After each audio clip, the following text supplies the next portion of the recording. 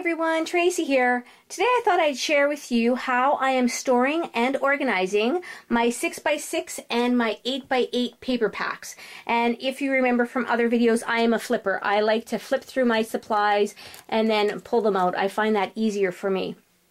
I have a lot of my 12x12s stacked on top of each other, and I don't use them to their full potential because I'm just too damn lazy to go in there and search through them all. So this is a good system for me. Now, I used to keep these paper packs in these containers here, which were good. They're a little bit longer, so they fit a few extra paper packs in there, but they're a little bit narrower, so I couldn't really fit my 8x8s in here, so I would keep my 8x8s in another area. And again, I don't think I used them as much because they weren't with the 6x6, so I thought I would keep them all together.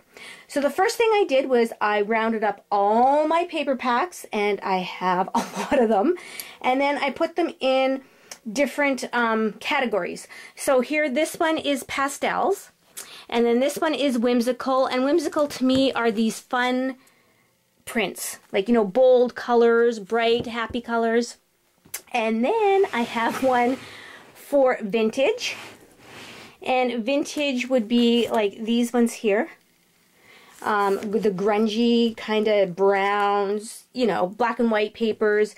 Those are the vintage, and let me pull back just a little bit so you can see those. Same containers. And then I have another one with seasonal. And of course, these are Christmas, and I also put Halloween in here. I was going to put the hearts, like Valentine's, but I don't think I'd use them because I use a lot of the Valentine's papers just for everyday scrapbooking or everyday card making, because the colors are so fun and bright. They don't have to be just for Valentine's Day. So as I was sorting through these, I have to say I was embarrassed to find that I have duplicate paper packs, like 1, 2, 3, 4, 5, 6, 7, 8 duplicate paper packs.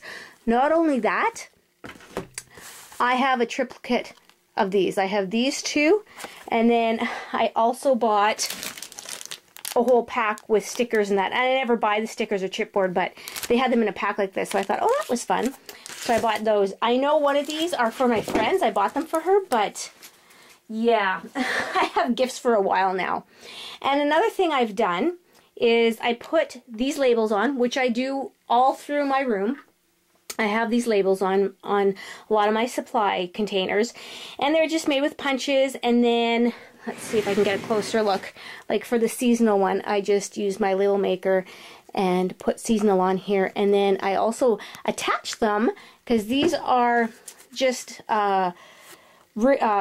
the ribbon is actually material, so I just stapled it on there with the tiny attacher, and it worked pretty good. So that is how I am storing those. And one other thing I want to share with you, and I'll show you how I did it, it's quite easy, is for these little paper packs, I like to keep all the scraps together, for the fact that when I make cards, and if you want to do a paper piecing on a little girl's outfit or something like that, you can use all your tiny little pieces.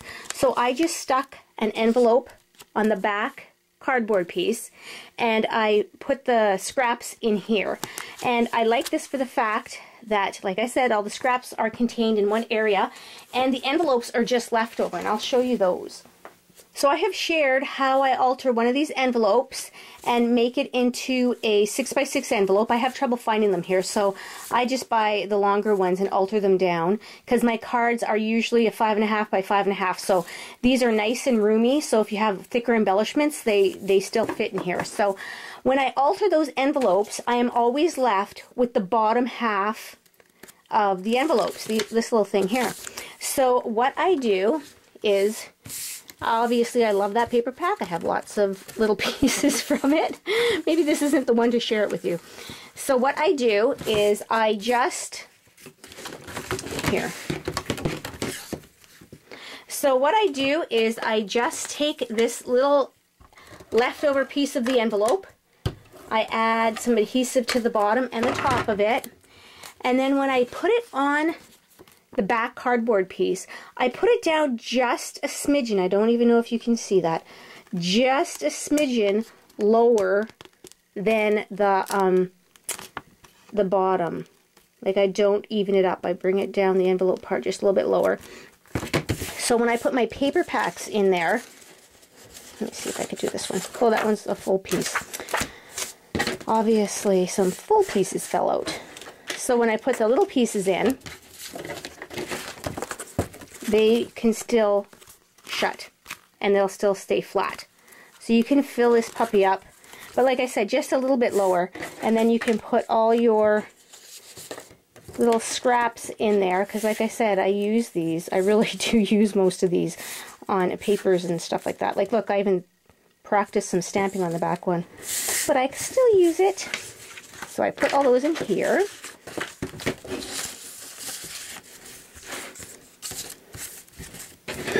And then I could still shut it. Just try to move it around a bit. So all the little ones are in here, all the little pieces, and you can shut it. It lays flat. There's bulk in there, but I mean, it doesn't get caught up there. And then these bigger pieces, because they seem to, once you open them a few times, the glue lets go. So I just shove those in there, so that's not a big deal. And this one is a vintage one, so I'll leave it in here.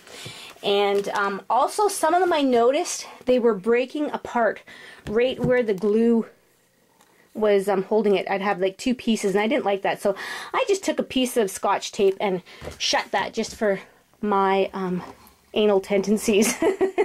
So here is how I'm storing and organizing all my 6x6 and 8x8 paper packs, and I will show you how I am going to actually store them and keep them, because they're not going to be kept on my desk. So just a minute. So this is where and how I am storing my 6x6 and my 8x8 paper packs. Right now we are in my laundry room. The door to the right hand side, that is actually the door going into my scrapbooking room. But like I've mentioned in other videos, my scrapbooking room seems to be shrinking because I can't even fit this storage unit in there. And actually this is a two-piece storage unit. I got this at I think Zellers. It wasn't very expensive, and it was my daughter's, and I kind of nabbed it from her because she wasn't really using it. And excuse the wall color, I definitely need to paint this wall color in the laundry room. But anyway, let me show you the full unit here. And at the very top, that has my Copic paper, and it's the Express Set because I really love that paper, so I bought in big bulk. And then on top of that is my cardstock for actually making my cards. I always make my cards with white cardstock. And then the next cubby underneath the papers are my pastel packs. And then the one below is the seasonal. The one below that is the vintage. And the one below that is the whimsical. As you can tell, they're in alphabetical order. And then these last two containers down here, or the last cubbies with the 4 containers in them, they hold all my girl stamps. You know, the cute girls that I stamp on the cards, they stay in there because I like to flip through those. So I keep those separate than my other stamps. So the blue portfolio at the very bottom, I've shown that in another video, and that stores different types of Copic paper that I've either been gifted or I bought just to try it out. And also my watercolor papers. So if I'm going to a crop or something and I'm not sure if I want to do watercoloring or Copic coloring, then I have the different types of papers in there with me at all times. So there you have it. Here is my papers all nicely organized. Actually, I've been storing them in this storage container for about a year now, but they had no rhyme or reason. So I'm happy that they're all in matching baskets. Everybody likes matching baskets. And hopefully now they're in these categories, I'll be able to find the papers that I like a lot better. So thanks so much for joining me, everybody, and I hope I have given you a tip or I've encouraged you to organize your paper packs. Again, thanks for watching, and I hope you all had a creative day today. Bye now.